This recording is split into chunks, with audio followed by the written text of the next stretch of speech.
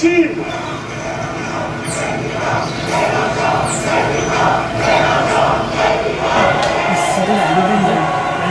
Nous voici comme la mer qui scintille sous le soleil depuis le premier jour, comme la vague toujours recommencée depuis la première lune. Nous voici au rendez-vous du fil rouge qui court le long de ces rivages. Depuis que la lumière de la Grèce au 5e siècle a fait éclater l'invention de la démocratie et de la philosophie, depuis qu'Averroès a parlé, depuis la Renaissance, depuis la splendide et immense clameur de la Déclaration des droits de l'homme surgissant du volcan de la Grande Révolution, nous voici. Donc je ne me pose pas de questions, c'est toujours Mélenchon. Maintenant c'est la première fois que j'assiste à un débat, j'ai beaucoup aimé, parce que vraiment il est précis, bien sûr il est poète, il a bien préparé son speech et tout, mais il est très efficace, j'ai beaucoup aimé. J'ai trouvé une candidate qui me parlait pas mal, c'était Charlotte Marchandise, qui est une candidate issue de la société civile. Le truc c'est qu'elle n'a pas réussi à avoir les 500 signatures.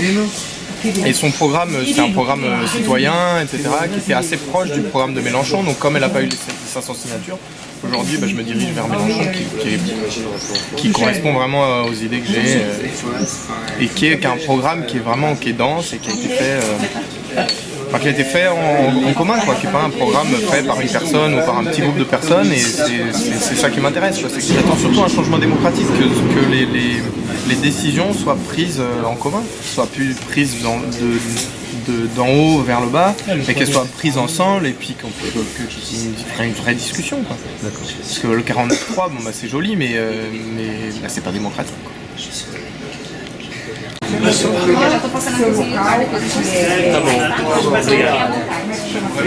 C'est sympa un peu de réunir tout le monde là, de voir les gens parce qu'on fait tout un petit peu virtuel et que on puisse se réunir entre nous autour du débat de Mélenchon, ça parce qu'il fait des meetings quand même argumentés, donc il y a de la matière après la discussion.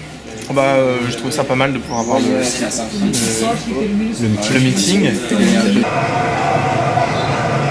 Et aux monstres qui veulent autre chose, je leur demande comment ils comptent faire, si jamais on leur permet de le faire.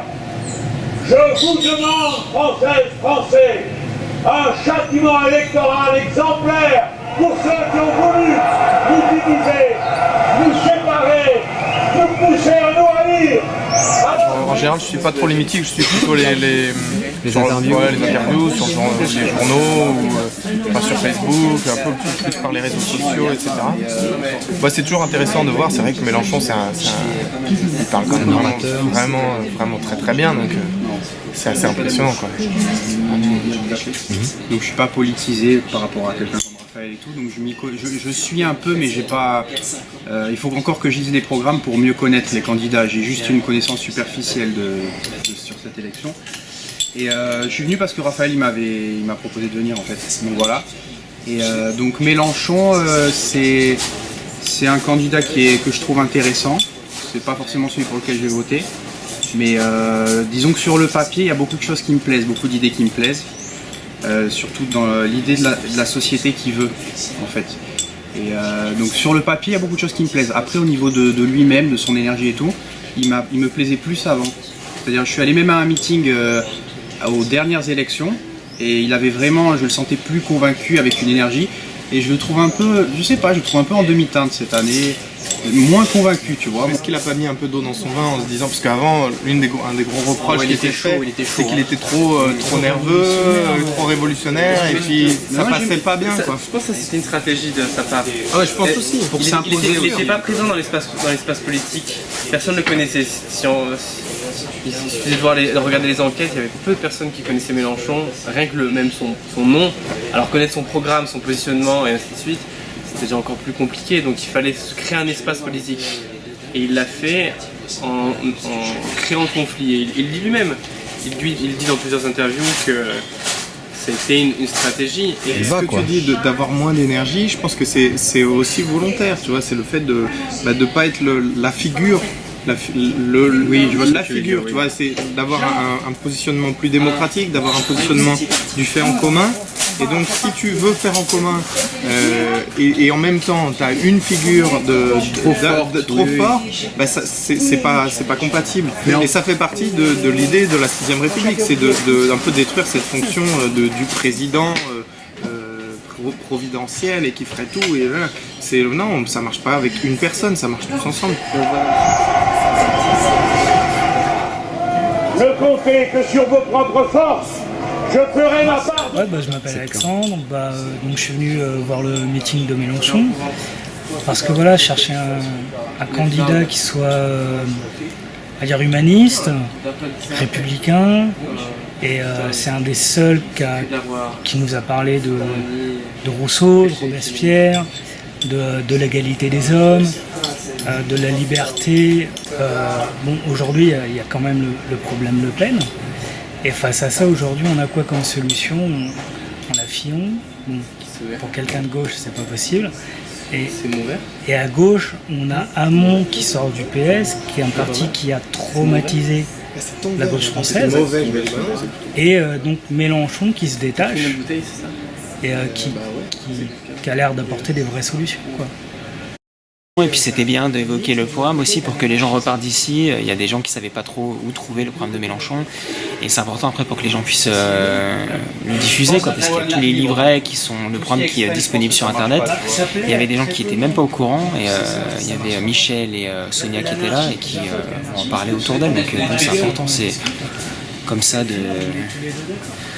proche en proche, on diffuse un petit peu le programme et puis on convainc les gens, donc, et puis on a la base pour convaincre. Eu vou falar em português, porque o que eu acho, assim, é a primeira vez que eu voto no Mélenchon. Porque eu sou franco-brasileira, então eu sempre tive assim, já um histórico do voto útil, que eu acho que agora, que está chegando na Europa, mas no Brasil a gente ficou muito habituado a fazer, a votar o voto útil, quer dizer, a pessoa tem mais chances de ganhar dentro do teu universo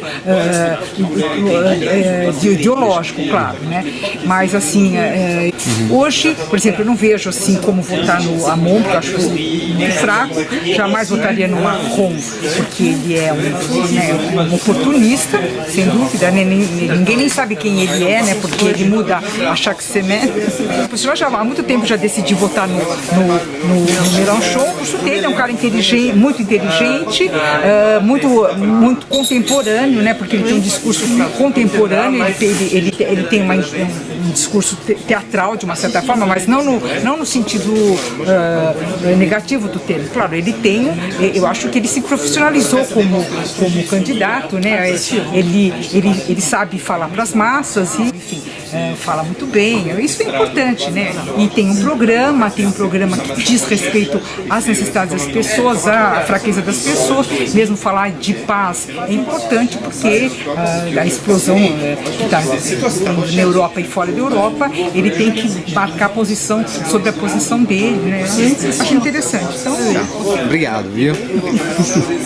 Et la question c'était quand même très axée sur la paix, donc Et ça, t'en penses quoi, toi? beaucoup de politique internationale. Des fois je doute un peu que la France ait tout le poids qui dit qu'elle peut avoir. Donc je sais pas si c'était si central que ça. Je pense que le programme de Mélenchon il est beaucoup plus le côté social, c'est ça qui m'intéresse beaucoup plus. On ne fait pas de la politique pour favoriser une idée. Non, c'est pour s'occuper du grand nombre. Et c'est ça, le but de Mélenchon a l'air vraiment d'être ça, quoi. Il est pour le peuple. Et améliorer la qualité de vie de tous. En parlant de biens communs, de la qualité de l'air, qualité de l'eau. Des détails comme ça. L'écologie, c'est ça. C'est préserver ce bien public, qui est l'eau, la terre, l'air. Sortir du nucléaire, c'est ça. Alors est-ce que c'est viable ou pas? Est-ce que c'est viable de continuer dans le nucléaire? Non. Non, c'est pas viable. le jour où il y aura un accident nucléaire, on verra que ce ne sera pas viable de vivre sur ce territoire-là. C'est sûr. Mais ça, c'est... Ça, vous êtes favorable? Ah, carrément, moi, tout ce qui est écologie, bien sûr. Après, comment on le fait? Parce que c'est pas du jour au lendemain, on arrête les centrales, j'imagine. Je sais pas du tout ce que ça implique, mais c'est sûr que dans l'idée, je suis complètement d'accord. Comment on le fait, combien de temps ça prend? Il y a une étude assez intéressante qui s'appelle le scénario Négawatt, je sais pas si vous connaissez. Ouais, je connais. Et c'est ça, c'est comment on sort du nucléaire, comment on passe au 100% renouvelable. Allez voir le point. Allez voir le point. Allez voir le point. Allez voir le point. Allez voir le point. Allez voir le point. Jamais un mouvement politique n'était allé aussi loin dans le processus avec, vous le savez, la déclinaison du programme en livret thématique disponible sur le site de l'Avenir en commun. Bonsoir mes amis, voici le premier numéro d'une série de flash vidéo. Nous sommes cette grande force démocratique. Nous essayons de la construire, non en nous proclamant nous-mêmes dans cette salle les héros de la démocratie, mais en proclamant le peuple tout entier héros de cette démocratie.